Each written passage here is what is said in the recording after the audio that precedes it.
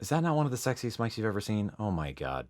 All right, folks, today we are reviewing the LEWITT Audio LCT 940. Let's get started. All right, let's take a quick dive into the features of this microphone. If you're a freak like me and you do all the research before you look up review videos, you just want to hear how it sounds. This microphone package, which this box and the microphone, has a ton of features, and I am just going to be covering the features that pertain to voiceover work, since that's my specialty. And for voiceover work, you're mostly using the microphone in cardioid or some variation like hypercardioid, supercardioid, wide cardioid. There's a lot, but we're going to just focus on a few for now. But let's take a quick dive. So right now, as I'm talking into it, I have this in wide cardioid mode, just so I can face it towards the camera and also speak into it. It's going to be picking up more of the room. I'm in my control room. It's more live out here, not as dead as the booth sound samples that we'll be showing you later. All right, so what's so cool about this microphone? It's essentially two mics in one. It is a FET mic, which traditionally is very clean and open and quiet sounding. And then it's also a tube mic, and tubes are generally, I'm generalizing here, are more warm and gooey and analog-y sounding. They just add a nice warmth, a coat of blanket goopiness. Yeah, something like that, right? But what's even cooler is that it's not just two mics in one where it's, tube or FET. You can blend any shade of it. Here's all the way tube, much, softer and warmer. And here's all the way FET, more open and bright. And you can blend tube going up to FET. I'm going in slow-mo voice for some reason. But my main sweet spot for most voiceover applications that I've been playing with on my voice in my booth is more about 60 to 70% FET and 40% tube.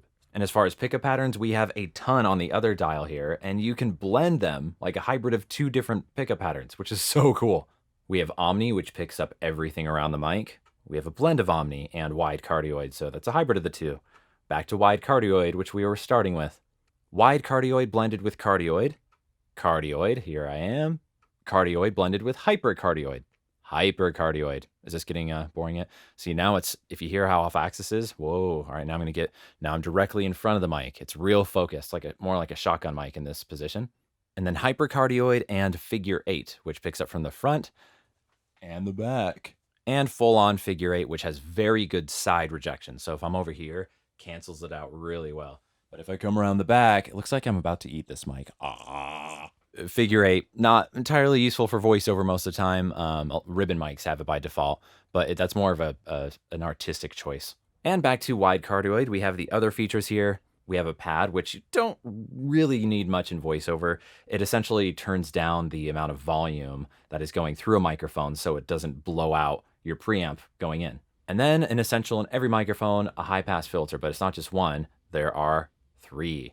For voiceover use, 40 hertz is going to be the only appropriate one. That takes out just all that low end bass, and that's actually what I'm recording all of this in right now with the 40 hertz one on. If I put on 150 hertz, you can start to hear more of the low end cut out, especially for proximity. So if I'm up here, you're going to hear more bass cut out. And then at 300 hertz, it starts to get really thin and sound a little weird. All right, now that we've talked about the features, let's talk about the case here. So first of all, the packaging that it comes with is rugged and cool. I feel like I could go on a 007 mission with this thing or something. So the essentials that it comes with is the power supply, and I'll talk more about this in a moment. And then very important, it comes with this 11-pin cable, super rugged, very high quality. This is the special cable that communicates between the microphone and the power supply to go through all those pickup patterns and switch between FET and tube to send all the special LEWITT sauce to the mic.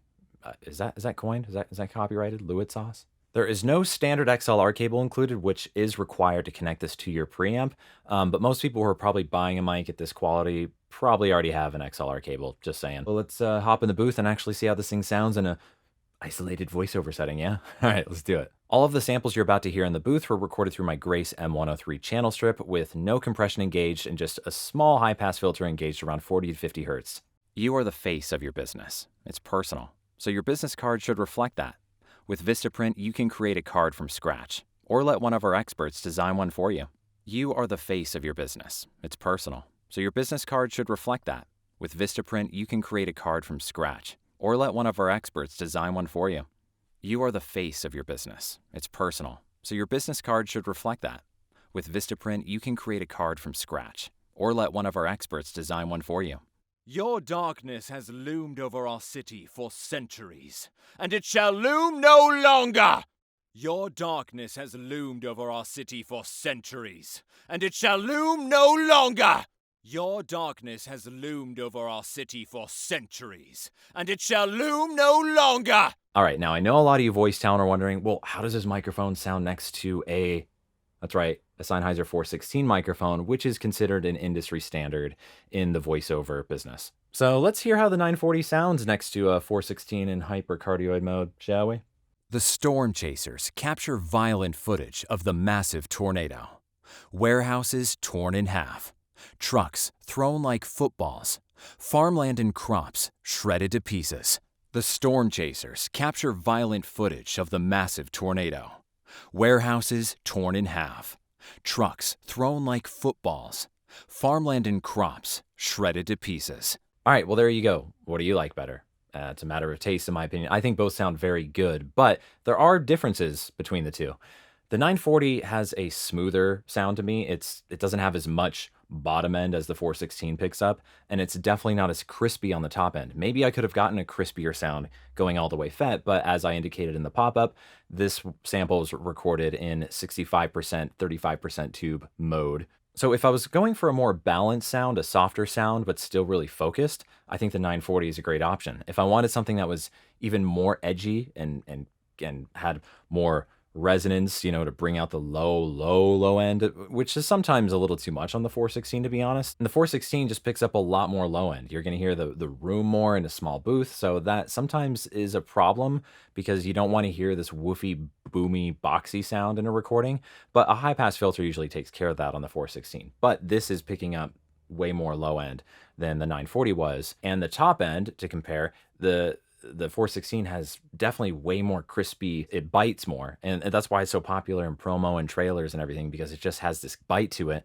which the 940 in this mode, it didn't have as much bite. And I tend to lean more towards more balanced, natural sounding microphones, but it's pick your poison, right? Now, my preferred sound, I change it depending on the read, but overall, if I had to pick my go-to sound, which is a nice balance of brightness, but not too bright, and not too tubey and soft sounding for overall commercial work or even character work, is about 65 to 75% on the FET side to maintain that brightness, but you still get a little bit around 30 to 40% of the tube sound to soften it up and not make it so edgy. Final thoughts. This microphone, for the money, is pretty amazing. Mostly because of all of the features that it comes with. I didn't even cover what you could do with this for music and musicians. This is just for voiceover that I'm covering. So for all you who hate dismounting mics or whatnot, and you want a totally different sound instantaneously in one microphone, this is really cool. All the way tube, all the way FET, and everything in between. And let's face it, a lot of us voice talent are geeks and we want to tweak our sound instantaneously without having to mess with plugins and whatnot. If you have a knob that can just change the sound instantaneously, man, that's a win. 2 quick tips. When you use a pop filter, it is always a good rule of thumb to try to place the pop filter 1 fist length from the front of the microphone. Put the pop filter there, take another fist length, that's where your mouth goes. Why? So it gives enough space for your plosives and Ps to break up before it hits the actual microphone capsule. I see a lot of people have their pop filter like that, not really effective. Or if they do have it at the right distance, they're right up on it like this. And that can create pretty much an ineffective pop filter. That was my stomach situation. And final tip with this microphone, if you use this for gigs and you need to do pickups, I'm talking to you voice talent out there, where you record, 3 months ago on this microphone, and man, you got all these like features and you're just sliding around and playing with them all the time, right? You need to mark what settings you used for that gig in your notes with that audio file. Otherwise, you could have recorded it in mostly kind of tube, like 40% tube. I mean, look, there's like a million dots on this thing. And if you recorded it over here and you're saying, welcome to the hospital, isn't that great copy? And then you go over here, because on your pickup day, you happen to have it in FET mode, welcome to the hospital. The engineer is going to hear that when you send it over, and that's going to be unacceptable to them. So take notes of which dot roughly, like 40% tube, or 70% FET. Just take that note, and along with which pickup pattern you used. But most of you are probably just going to stick with cardioid all the time. So to keep this as an honest review, I just wanted to mention a few things that I would have loved to see come with the mic, or features or improvements. The 940 requires more gain than a lot of my other microphones, which results in more self-noise getting into the recording, which isn't ideal for voiceover. Now, it's not so bad that it's like, where there's so much noise it's unusable. It's not even anywhere near that level, but it's just noticeable. And when it comes to voiceover, it's just dry, clean, super quiet audio, and you want your noise floor as quiet as you can get it. But again, not unacceptable for professional work. I've already used this on a number of voiceover auditions and gigs, and no one's complained. And last thing, I didn't notice this until a few weeks into using it, but hear how that rings? If you have this in the booth, which most voice talent will keep in the booth for control, if you yell loud enough and you're in a boxed, very tight room. I have a 5x5 booth, which is considered larger compared to traditional home booths, which are usually 4x3. This will ring. The sound of your voice will bounce around in that tight room and get in there and create a ringing sound, which then gets picked up in the recording. It doesn't ruin the recording, but I have such finicky ears that I could hear it and it was distracting in those few times where I got loud enough. Now, one thing I haven't seen in the other LCT 940 reviews is actually how to hook this up. The manual does a pretty good job, but I want to kind of be more specific with it just in case those of you who aren't used to using an external power supply know how to route this into your system. You take the beefy 11-pin cable that came with it and you connect it into the base of the microphone. So you'll quickly figure out like, oh, my XLR only has 3 pins. This is 11. Take the other end, plug it into the mic input on the back of the power supply unit. Then you're going to take an XLR cable, which again, you have to provide yourself, and plug one end into the mic output on the back of the power supply and the other end into your preamp. But here is the most important step. Do not turn on phantom power on your preamp like you're used to doing with all your other microphones.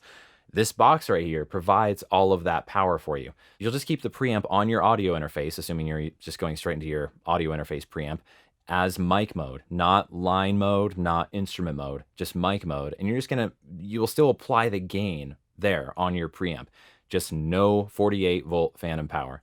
Otherwise, you'll be sending more power to this unit, and I don't know, maybe it'll explode, and that would be a bad day. Oh, and the lawnmowers are here. All right, more mic and gear review videos to come. If you like this, go ahead and subscribe. Special thank you to LEWITT for letting me review this kick-ass microphone. And as the lawnmowers and weed whackers get in, I'm gonna sign off. Thanks, folks.